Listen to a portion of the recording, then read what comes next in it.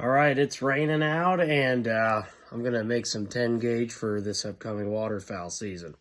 Can't really find much information on there, YouTube that is, and I've been kind of doing this myself over the last about year and a half or so, and there's really just not much information out there, and there seems to be a lot of hesitancy when it comes to kind of working up a load when it comes to shotgun shells, and everybody thinks you really gotta kind of stick with the book, but I'm willing to work up safely and, you know, kind of learn as I go and not push it. But that's the finished product. That thing's been loaded, oh geez, I don't know how many times, probably 4, 5, 6 times. You can kind of see the brass washes starting to wear off that. But quick run you down with the components I'm using. Not going to give you the powder charges. I don't want to be liable, but I'll tell you it's somewhere in between 35 and 42 grains. You can kind of figure that out yourself. So right here I've got once fired Remington cases.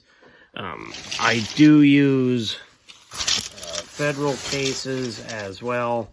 Kind of these are ones you get from Ballistics Products or the older Black Clouds or whatever. Paper base wad, same deal. Paper base wad. These are a Black Cloud. These are the second version. They all load half decent, but I have had this happen, you know, and that was on a second firing. So my preference is definitely Remington cases. I had to jam that out in the blind with a pole from a Duck Mojo.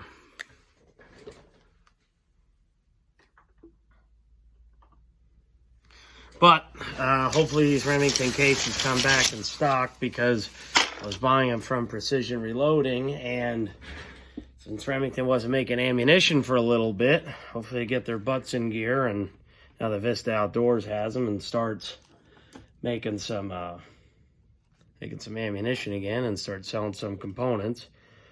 You may or may not have to trim these. If you're using a Ponsonus Warren like I have here, you could probably get away with a brand new case. They're a little bit long.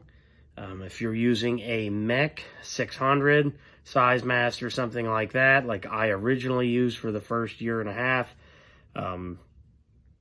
you may have to trim them a little bit, because hole length might be an issue. Using everybody seems to be the least favorite, the CCI 209 Magnum primers.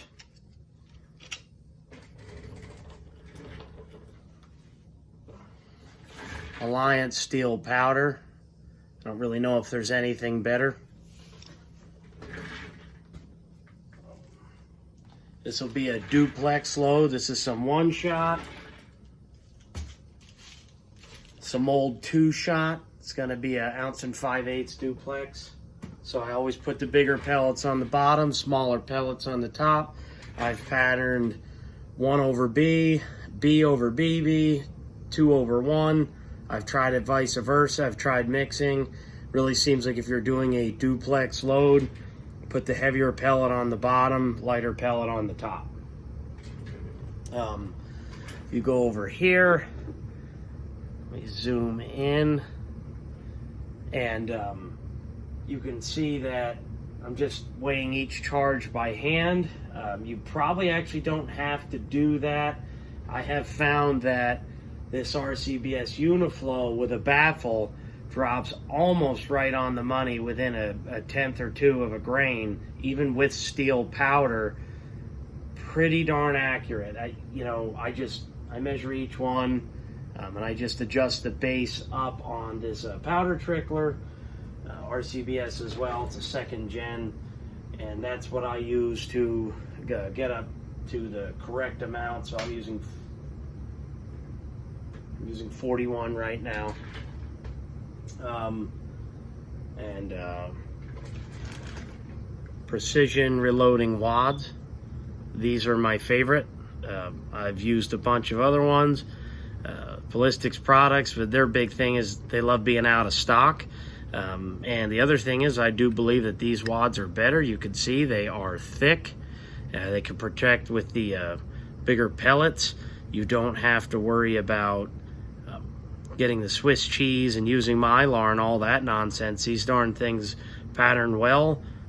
Gas seal's built right in. Even pushing it, I haven't blown a gas seal apart. Haven't had a pedal rip off or anything like that, even out a little outside of my comfort zone. Part number for these is TUPRW105. These are 10 gauge 3.5 inch steel shot wads, and they are 1 5/8 ounce designation. You know, obviously you can use filler wads and things like that if you want to make 1 1/4 ounce, 1 3/8 ounce, 1 1/2, etc., etc. It's just, you know, I think the whole point of a 10 gauge, at least when it comes to somebody like me, is you know, the heavier payloads. And I get it, you know, there are some heavier payloads in 12 gauge 3.5. I find that you know, the 10 gauge offers a great pattern. Guns are a little heavier, gas operated, and I think the recoil is a little bit more acceptable than a 12 gauge 3.5. They typically seem to be targeting lighter weight. So this press here, I'll just give you as a little rundown. This is technically a Ponsness Warren 375.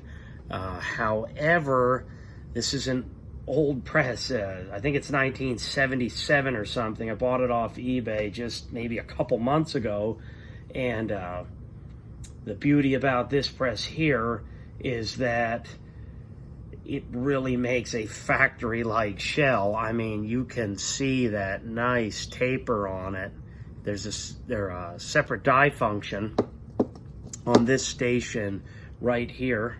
That die actually tapers the end of the shell. So this press was made, like I said, late 70s. I got all the original paperwork. It was in the box. Must have been sitting in a warehouse or something like that. And I went to this press because of the quality of shell. And you can get buckling down here when you're trying to shove all these components in these Magnum rounds. And I don't care if it's 12 gauge, 20 gauge, whatever, because typically on a mech you are trying to close your crimp, and you're trying to add that taper. And when you run a semi-auto like I do, you don't want it too blunt at the end. You'd prefer, you know, kind of that taper. You don't want it square. You want a little bit of a taper at the nose to help feeding. So I went to this because I got such a good deal on it, and I sold my old press for more than I paid for this darn thing. And it was new in the box. Just had to clean some rust off of it.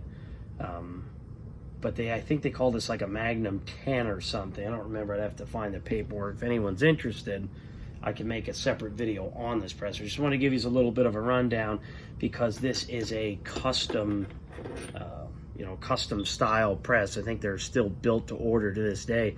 And this actually holds. This is an entire sizing die.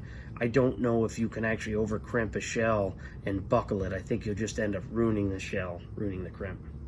So let me run you through it. Not a super professional video. I'm doing it on my cell phone, and didn't spend much time listening in any of that graphic art stuff in school. So here we go. I'm gonna grab a once fired shell. You stick it right on this post here, and because I don't have it on the most heavy duty bench, what I have to do is hold kind of the back of the press. Now I got like a little bit of a buckle here, so let me quick smooth this mouth out.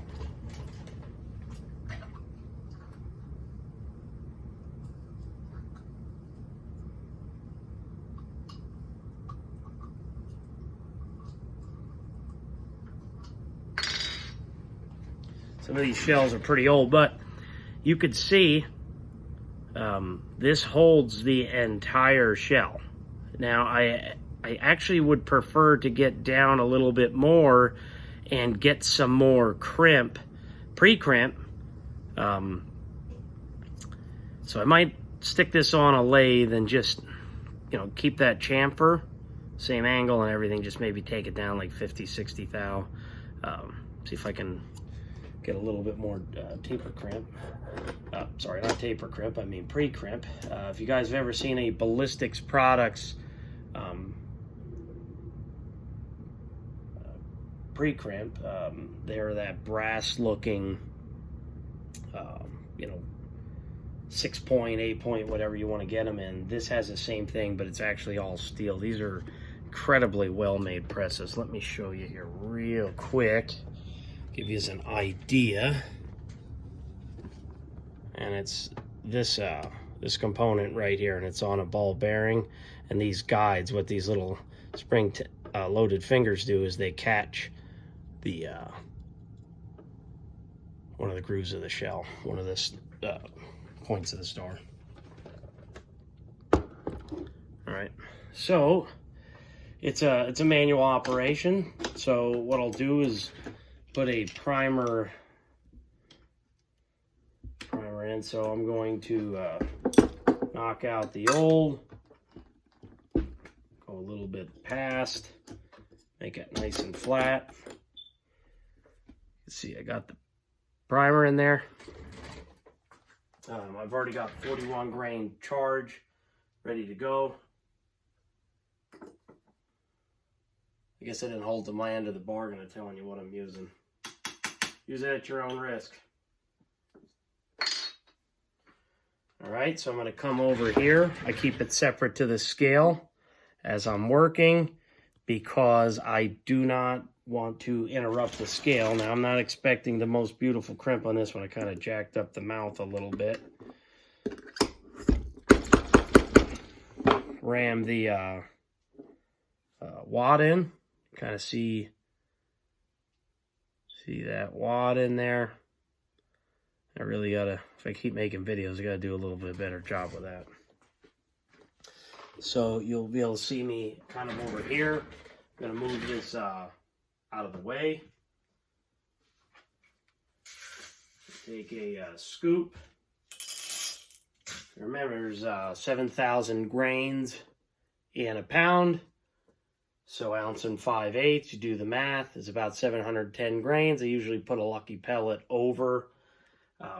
Probably ends up being about 715 grains or so of payload. I got one too many pellet in.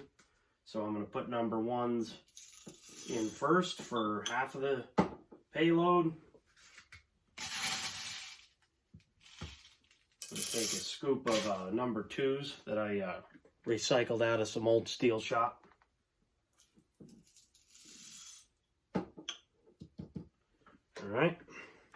So you can see the shot in there, and it comes right up to the edge. Let me get a flash I want to show you.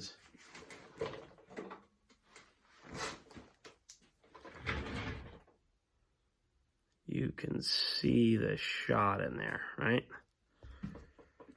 So, spin around. I put the whole die shell combination back in, and then I start my pre-crimp. Now, I'm going to pull this out so I can show you what it looks like, but I leave it in this position for a reason, because I want some memory and I cannot get down as deep as I would like to close my pre-crimp a little bit more. Usually I like where it's just like maybe it would hold like a piece of number 2 shot or something and not fall through. So I really like to close that pre-crimp. And I can't, because I just can't get down low enough, and I don't know of any other of these sizes. So I'm going to try to call the company, buy a second one, because I don't want to alter this one, and then maybe turn it down, like I said, 50, 60, 70 thousandths, whatever I need to bring the pre-crimp down a little. And then what I do is I'll go over here, and I will drop a charge right off the bat. So while that's waiting, got a little bit too much in there, which is kind of unusual. And then that charge is ready to go when I go on to the next shell. That gives it time to form the memory. Let me just drop this out so I can show you. And then there you can see the star on it. Like I said, I really prefer to have it a lot tighter than that, but I have to admit, still makes a hell of a crimp. So let me quick put that back in there for just a second. Go back over. I got it all set up for a pretty darn nice crimp. And then this is where you pop it out. And I know it looks like I'm putting a lot of pressure on the machine, but it's just the way these big magnums are. It's a lot of tension. It's a closed crank. You guys see I have a tiny little hole in there. But keep in mind, this thing has been reloaded God knows how many times, pulled out of the water, etc. So I don't even know how many times it's fired. You have to put it in this operation. You have to put it in this area, because where my finger's at, let me spin this thing over here. Where my finger is at, it lines up with this post here. And this post is all in correlation with how, watch what I'm doing here. This is that taper, that tapering I was talking about. See how this post hits it? So this is how you adjust. You can adjust up or down here on the taper clamp, or you can do it back here. But, so what I typically do is kind of go like that. And that's a pretty heavy taper. It's probably a little more than you need. But what I do, what I have noticed is that it'll kind of sort of relax a little bit. And now look at, see how that little hole, just a tiny little one is left there. And I'm going to finish sealing these off with some of the adhesive that Ballistics product sells for sealing your crimps or whatever. It's just a little bit of, looks like almost like a silicone or something. It's not, it's something else. Some guys have said it's like a gutter sealant. I don't know if that's true or it's not true. I can tell you it smells just as bad as it. So I'm pulling some of the old sealant off. So what I'll do is let me run you through one more. Just run you through one more here. You could stick your primer in right away if you want. Doesn't really matter. And I do know when it comes to making steel shot lows, it does appear as though Federal 209A seems to be everybody's favorite. Well, I've tried 209As, and I've got 1,000 of them, and I also have done the CCI 209Ms, and I personally think that the 209Ms are a little more consistent, and I also find that it looks as though the pressure is a little bit lower with the same powder charge. You know, maybe your results differ, but for me, it's worked really well. So, there you go. Got it. So, punch out that primer. And I'll bring it back out. I'll show you guys. Got the new primer in. You can see how the shell basically sits flush in here. Now, one of the things about these Remingtons, guys have talked about high base wad, low base wad.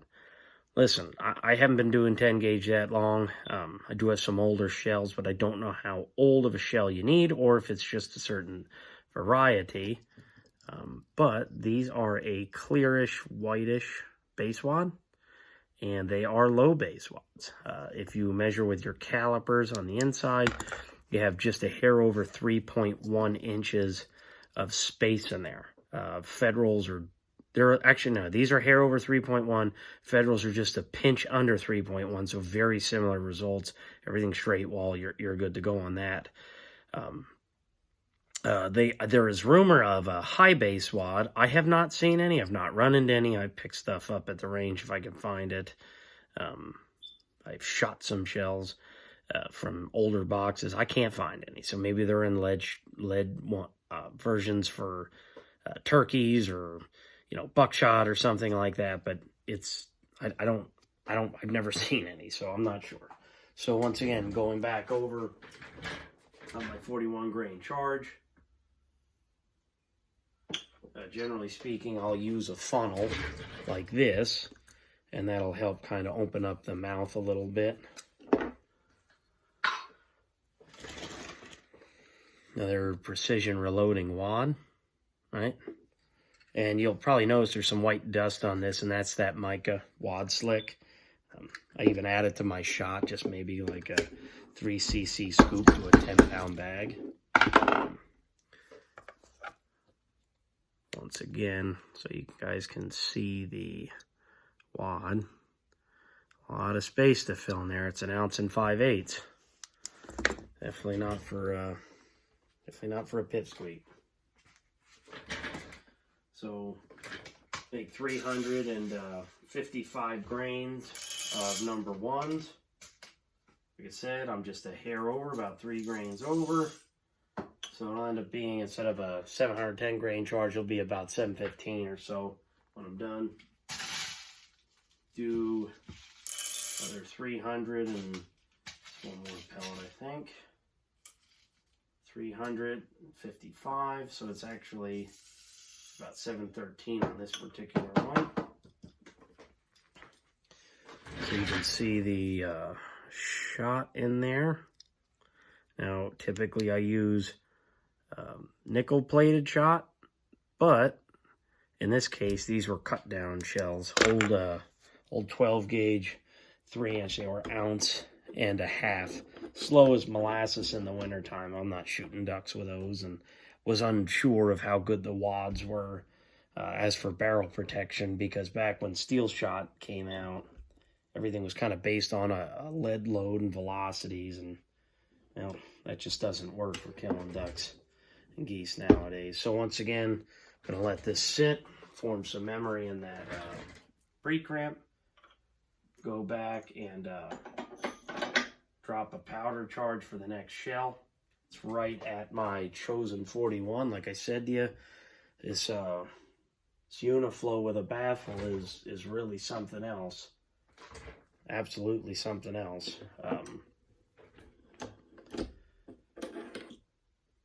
Here's my pre-crimp. I'm not real satisfied. It's nice and pointy and sharp, and I think that's one of the reasons the crimps are so nice. However, the more closed you make that hole, as a lot of you guys know, and on mechs it's a little more sensitive than it is on these machines, but the tighter you close that hole kind of depends on what your final crimp looks like. If you're going to have a hole or you have too much plastic, etc., you start getting the swirl or whatever, but you almost never have that problem with a 10 gauge. So just move this over, do the final crimp, and then you just pop the shell out in the same station that you inserted in the die, and you can tell it's nice and square. I mean, for a shell it's been shot, God, I don't know, 5, 6, 7 times. I don't know, it's a lot. It's nice. It's not bad, but the last step is really the one that's the most important, at least for me. I really makes a nice nice shell. Can't forget, got to have this matched up with here. So that would be the wad seating station, as a matter of fact, but you don't use that with this because you do that all by hand. But that's the area, that's the station that has the adjustment for the depth, as for seating your wad, and as for seating your, sorry, not seating, but applying your taper crimp. But because I don't use that, I don't need to worry about setting these both up off the height of this post. I can just only worry about this. You really can't seat a wad on this machine anyway, because wads are so long for steel shot. And like I said, that's a pretty wicked taper compared to what was on there, you know, before I put it in. It was really square. I think it would feed just fine. I like a little bit of an extra taper, and if you do have a tiny little pinhole, it basically closes it for you. There's not much room left in there. Not much room at all. So if you want, I'm gonna quick run through one pretty fast on how I would do it if you know, if I didn't want this to take all day. So I'm going to, let me grab a shell that's been really shot a bunch of times. So let's kind of go through this like a little bit quicker. You can see that there's a bunch of kind of like a gummy residue on here, and that's that sealant. So I have two of these blocks, and that's what I keep for reloading. And then I also apply my sealant, you know, kind of one at a time, and then I just let it dry overnight. It's got a high shrinking rate too, so what you think is a lot actually turns out to not be much. The only part that really stinks is cleaning it off. So anyways, let's quick go through this.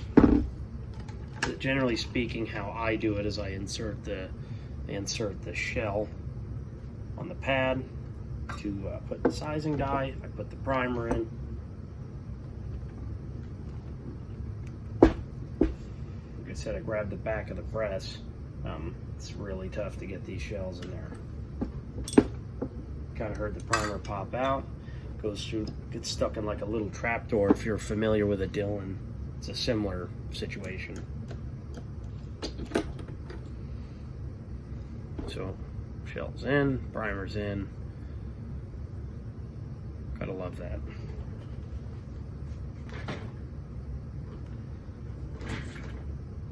So it's just a touch over.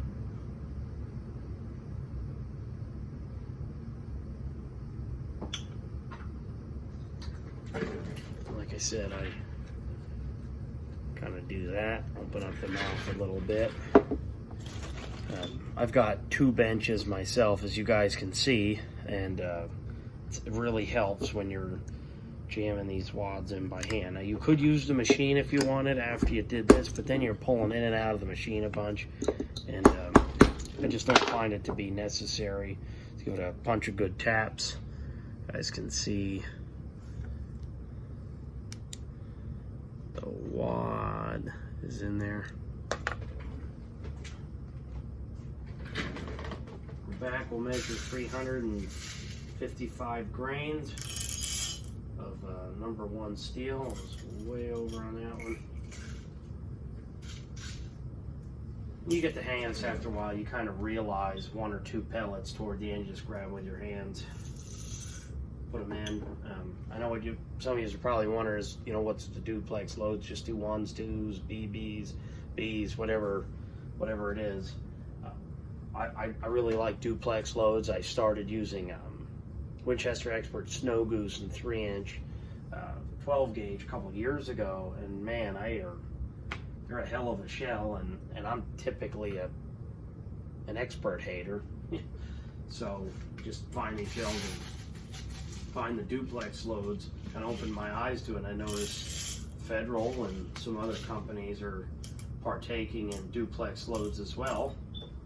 So I really find that I enjoy the duplex loads, and I typically run 2s over 1s and then 1s over Bs, because here in Pennsylvania where I hunt, I can get into geese pretty regularly if I'm out duck hunting, if the seasons mingle.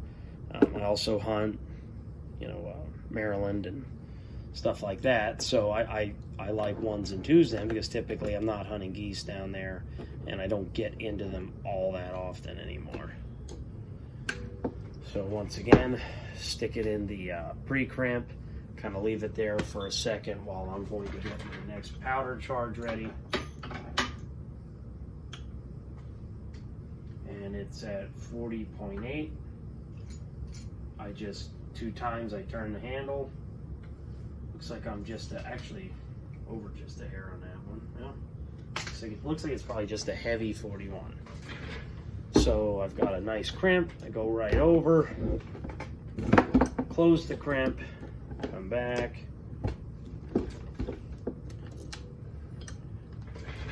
There's a closed crimp. I know a lot of you guys think, oh, that's really good. And it is really good. Don't get me wrong. Probably runs through the gun 100%. But this little taper dye station, I think is really nice.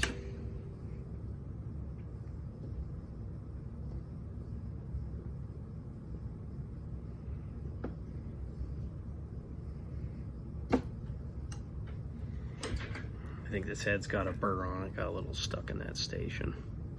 But there's the taper. You guys can see that little hole that was there is mostly closed. But this is probably going to be the end of the video. It kind of went over a little bit. But what I was trying to do is give you guys some information on 10 gauge loading, just because nobody else seems to have any information on it. Really not many people seems like they do it, you know, because loaders are sold out, hulls are sold out, wads are sold out, etc., etc. But I have a hard time finding information on it. It seems like it's just kind of a select group of guys. The only other guy I know really doing it that I see on YouTube is American Arms Channel, and he's the most current in it. So anyways, that's what I got. Hopefully this helps a little bit. If you guys have any particular questions, just send them to me, and if anybody wants to see any more information regarding, say, this loader, just kind of let me know and we'll go from there. So have a good day.